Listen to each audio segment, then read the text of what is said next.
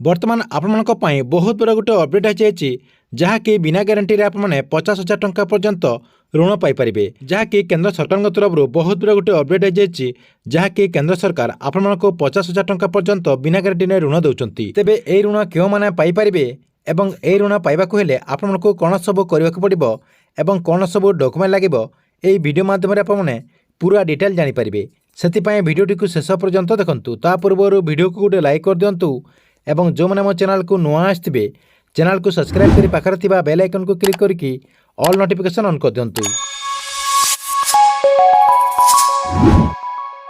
केंद्र सरकार तरफ आपमनक पई 2020 मसीह पीएम स्वनिधि योजना आरंभ करा कोरोना काल में क्षुद्र व्यवसायी जेपरिक उठा दुकानी बुला बिकाली स्वार्थ को दृष्टि रखी सरकार यह योजना को कार्यकारी करथिले। एबे किंतु यह योजना संपर्क में अनेक लोक जानी नांती जहाँकि आपने यह वीडियो माध्यम पूरा संपूर्ण विवरणी जानीपारे। प्रथम देखंतु प्रधानमंत्री स्वनिधि योजना क्षुद्र व्यवसायी को वित्तीय सहायता जोगाई देबा पई यह योजना को कार्यकारी करा जायतिला। एही योजना रे प्रथमे बुला बिकाली को 10,000 टंका ऋण जोगाई देबा पई प्रावधान रखा जायतिला। आपण माने समस्ते जानिचंती जे भारत होची गरीब श्रेणीर देश जहाँकि लोक मैंने दिन में खटिबाक गले संध्यारे सेमानकर घरर चुली जली थाए।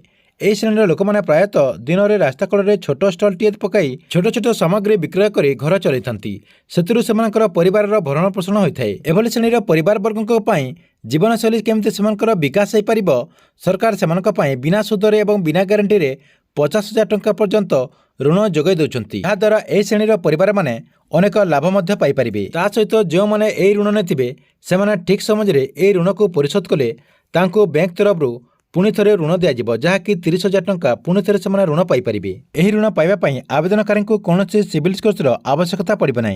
बिना सिविल स्कोर आपने यह ऋण पाइपर। यह योजना को अत्यंत सरल कर जहाद्वारा आवेदनकारी को कौन समस्यार सम्मुखीन होगा पड़ो ना। स्थानीय बैंक को जाकि विषय में सविशेष बरणी आपने प्राप्त करेंगे।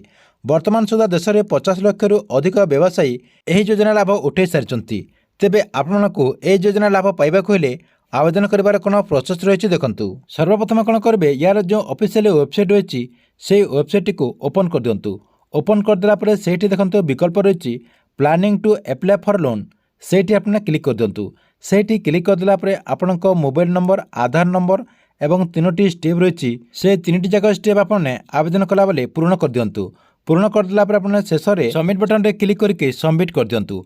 ठीक अच्छी एथिला आपनक पई बहुत बड़ा गोटे अपडेट। आपनको वीडियो केमती लगिला कमेंट बॉक्स रे निश्चय गोटे कमेंट करेंगे एवं गवर्नमेंट जेकोसी नुआ योजनार अपडेट जानापी आपने ये चैनल टी रेगुलर देखुतांतु।